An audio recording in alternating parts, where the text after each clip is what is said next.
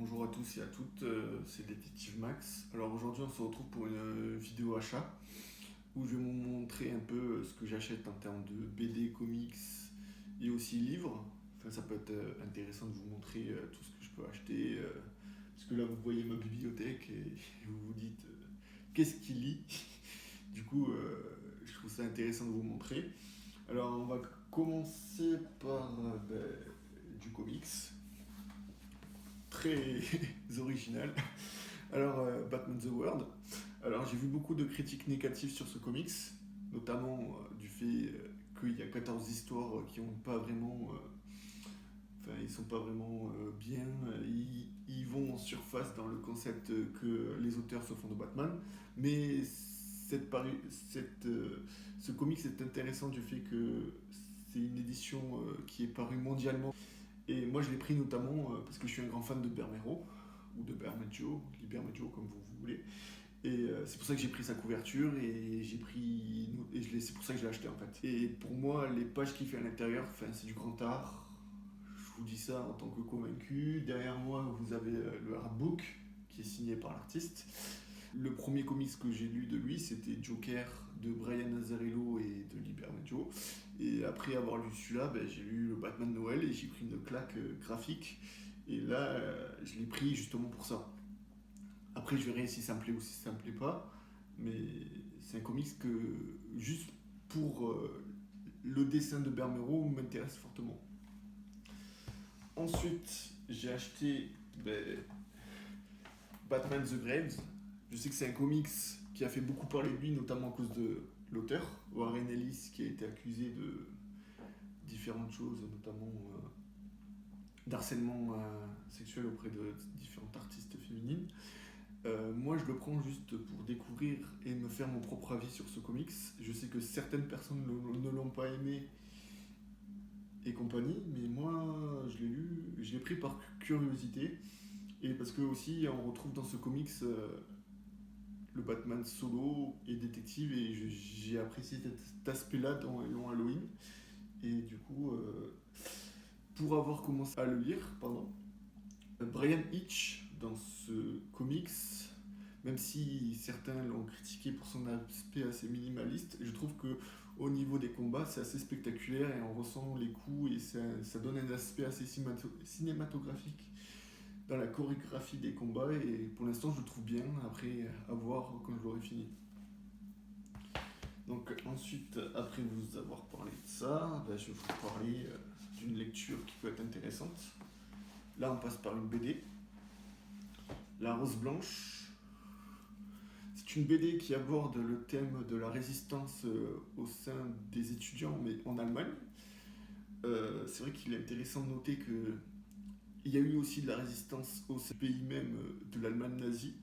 Et moi, vous savez que je suis passionné d'histoire.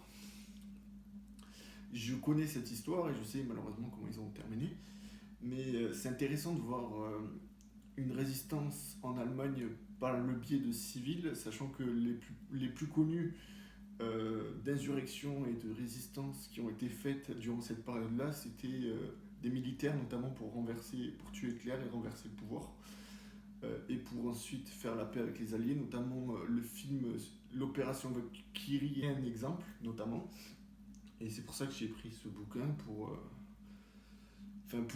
redécouvrir cette histoire et si j'aime, c'est ce qui est fort probable, faire une critique historique dessus et revenir sur cette histoire-là et peut-être faire une étude sur les différentes phases de résistance au sein du pays de l'Allemagne nazie. Vous savez, si vous connaissez l'histoire, voilà. Donc ensuite, j'ai acheté aussi le comics Big Black Stand Attica. Ouais, Big Black Stand at Attica. C'est un comics qui aborde le sujet de la prison carcérale aux États-Unis, notamment la prison des Afro-Américains. Je l'ai acheté notamment parce que je sais que le Comité Comics et Comics Party sur Instagram ont fait une super bonne critique de ce comics, donc du coup je me suis laissé tenter. Et je l'ai acheté aussi comme je vous l'ai dit précédemment avec la BD, pour un aspect historique. Et comme je ne connaissais pas cette histoire, du coup pour moi, ça va être intéressant de la découvrir et ensuite de basculer aussi dans la vraie histoire. Et si j'adore aussi, ben, ça serait cool de revenir sur cette histoire-là et vous l'expliquer. Sachant qu'en plus, c'est une histoire malheureusement qui finit mal et qui est semblable à ce qui arrive encore de nos jours aux États-Unis vis-à-vis des minorités. Donc, du coup, c'est pour ça que ce comics m'intéresse, de par son aspect assez intéressant. Et du coup, c'est pour ça que je l'ai pris et après à voir si j'aime ou si j'aime pas. Donc, après vous avoir présenté ce comics, ben, j'ai acheté notamment Hellblazer Fall. C'est un comics qui est dessiné par Derek Robertson, le dessinateur de The Boys, dont j'ai lu le numéro 1 que j'avais bien apprécié, et scénarisé par Tom Taylor. Alors j'ai lu ce comics et j'ai beaucoup apprécié cette lecture, notamment du fait de la satire et tout l'aspect biblique que j'aime aussi. J'aime bien tout ce qui est religion et compagnie. Et c'est pour ça que j'ai trouvé ce comics intéressant et tout l'aspect gore et assez psychologique aussi. Enfin, c'était super bien. Je l'ai acheté et j'ai acheté notamment pour découvrir le personnage de Constantine que je connaissais pas à part par le biais du film de Keanu Reeves. Et enfin, j'ai beaucoup apprécié. Après, je sais pas si j'en ferai un retour plus structuré, plus argumenté, mais sinon c'était une très bonne lecture. Ensuite, je vais vous parler d'une BD que j'ai achetée. Jen Kraski, l'homme qui a découvert l'Holocauste. On retourne du coup sur le sujet de la guerre et notamment tout ce qui tourne autour du génocide des Juifs par les nazis. Et cette BD traite d'un personnage qui est connu mais aussi méconnu de l'histoire, parce qu'il s'agit d'un Polonais qui se fait passer pour un résistant et qui par la suite fait exprès d'être arrêté par la police allemande ou la Gestapo, et il est interné du coup dans un camp de concentration, et au sein du camp de concentration il va faire un rapport qu'on appelle le rapport W, qui va rédiger pour dire aux alliés ce qui se passe dans les camps de concentration. C'est pour ça que ce personnage là est connu, et du coup je l'ai pris dans un sens de devoir de mémoire, tout ce que vous voulez. Et vu que pour moi, enfin, je suis une personne qui adore, enfin qui me passionne, je suis passionné par les grands massacres de l'histoire au sein de l'humanité. Enfin, ça m'intéresse dans le sens humain et philosophique, dans le sens où par le biais de ces choses-là, on comprend la noirceur de l'homme. Enfin, voilà. Et comme l'histoire ne doit jamais se répéter, enfin, du coup, c'est pour ça que j'aime bien cette histoire-là. Et c'est pour ça que je l'ai pris, et sachant que tout ce qui touche à la Shoah et compagnie me passionne. Donc c'est pour ça que je l'ai pris. Et c'est pour ça que quand je vous ai dit à ma première vidéo que Magneto Testament m'a touché, et c'est une des lectures qui découle de Magneto Testament. Enfin voilà. Ensuite, j'ai pris Joker Harley Criminal Insanity. Je l'ai pris suite à certains bons retours sur Instagram. Je l'ai lu. J'en ai fait une chronique dernièrement sur Insta. Et j'ai mis une certaine réserve sur l'histoire de ce comics. Tout d'abord, au niveau des dessins, pour moi, il n'y a rien à dire. J'ai beaucoup apprécié les dessins, qu'on peut même comparer à une sorte de film documentaire, plus ou moins. Après, c'est peut-être moi qui exagère un peu trop. Au niveau de la première partie de l'histoire, j'ai beaucoup adoré tout ce qui est enquête et profilage par le personnage de Harley Quinn.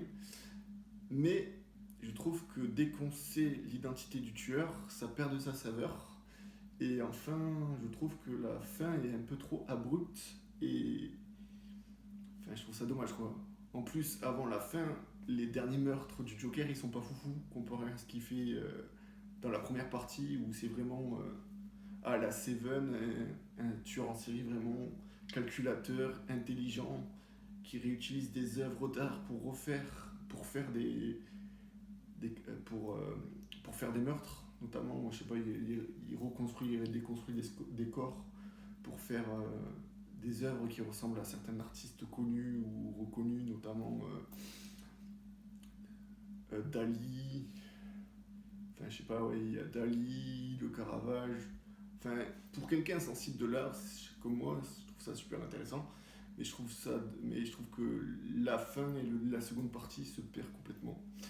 Mais sinon, mis à part ça, la première partie du récit avec le cours d'Harley Quinn vis-à-vis d'élèves en psychologie est super intéressant. Notamment, elle revient sur des figures qui ont existé en tant que tueur en série, Ted Bundy et d'autres. Et cet aspect-là est super intéressant. Et pour moi, ça en fait une sorte de comics qui peut plaire à certaines personnes qui s'intéressent au sujet des tueurs en série, mais ça va pas assez en profondeur. D'où le fait que dans ma chronique, j'ai incité les gens à aller voir le documentaire sur Ted Bundy, l'autoportrait d'un tueur, qui est un documentaire qui revient en 4 parties sur sa vie et tout ce qu'il a pu faire. Et du coup, c'est pour ça que j'hésite du coup à en faire une vidéo, vu que comme vous le voyez, la chronique est encore fraîche dans ma tête. Et pour vous expliquer que le bon du comics, ça peut être intéressant d'en faire un truc complètement détaillé. Parce que comme vous pouvez le voir, les tueurs en série, avec tout, ça aussi me fascine et me passionne, mais toujours dans le même sens que ce que je vous ai dit pour l'autre. On peut voir la noirceur des gens et comment, notamment Dan Bundy, un homme lambda peut aussi devenir un tueur sans nom. Et c'est pour ça que ce récit-là est assez impactant pour ça. Ensuite, je vais vous parler d'un livre, ça pour changer. Le livre Les Derniers, sur les enfants cachés. C'est le dernier livre que Sophie Nahum a sorti. Il a été signé notamment. Ce livre-là, il a été fait dans un second temps. Après le premier livre que j'ai, c'est sur Les Derniers. Les Derniers, pour vous expliquer rapidement ce que c'est cette personne-là, c'est une journaliste qui va recueillir les derniers témoignages de tous les rescapés des camps de concentration et compagnie pour en faire une base de données en fait, en quelque sorte. Parce que tous ces témoignages sont mis en ligne pour tous les jeunes qui découvrent cette histoire et compagnie, et c'est super intéressant parce que du coup, cette mémoire-là qui est transmise, elle va jamais être oubliée vu que c'est ancré dans des livres et c'est toujours sur des sites internet. Et du coup, j'ai trouvé ça super intéressant du coup, qu'elle aborde le côté des enfants cachés. Qui dit enfant caché, moi ça me fait penser à Anne Frank. Et c'était aussi une enfant cachée pendant une certaine période avant qu'elle soit arrêtée. Et là, elle revient sur le destin de ces enfants qui, eux, ont survécu mais qui sont restés cachés. Donc du coup, ça peut être intéressant de revenir sur la vie de ces personnes-là durant la guerre. Enfin, on revient aux comics avec notamment Batman 3 Joker. Alors, je vous ai dit que j'étais un grand fan de Liberty Joe, certains le savent, mais je suis aussi un grand fan de Jason Fabok. Alors, c'est pour ça que j'ai pris ce comics. Je vous dis ça alors que j'ai acheté en VO toutes les couvertures de ce comics-là. Il m'en reste, à peu près. J'ai pas abusé non plus, mais j'ai presque toutes les covers en VO parce que je suis fan de l'artiste. Je l'ai acheté en VF pour pouvoir le lire parce que j'ai pas eu le temps de lire les autres. Et du coup, c'est pour ça que il me tarde de le lire, et notamment c'est prévu de le lire après Batman The Great, donc si vous voulez un retour. Et du coup, c'est pour ça que j'ai choisi cette couverture par rapport à ce que je vous ai dit. Et surtout qu'elle me fait penser au début de la première séquence de Killing Joke, avec les cartes où on voit Batman de face avec les Jokers en face. Et je trouve cette couverture vraiment magnifique, sachant qu'elle a été utilisée en teaser il y a 2 ans avant que le comic sorte. Enfin voilà. Donc voilà pour mes différents achats, j'espère que la vidéo vous aura plu et que comme ça vous pouvez voir ce que je lis et si ça vous intéresse ou pas. Et si jamais vous souhaitez des retours sur les différents livres que je vous ai montrés, dites-le moi. Même si là, depuis que j'ai lu Joker Criminal Sanity, j'hésite à en faire une vidéo. N'hésitez pas à me dire en commentaire ce qui vous intéresse. Et sinon, je vous souhaite une très bonne journée et abonnez-vous si vous voulez continuer à suivre mes aventures dans l'exploration de BD, de comics, tout en abordant le sujet historique. Sur ce, bonne journée et au revoir.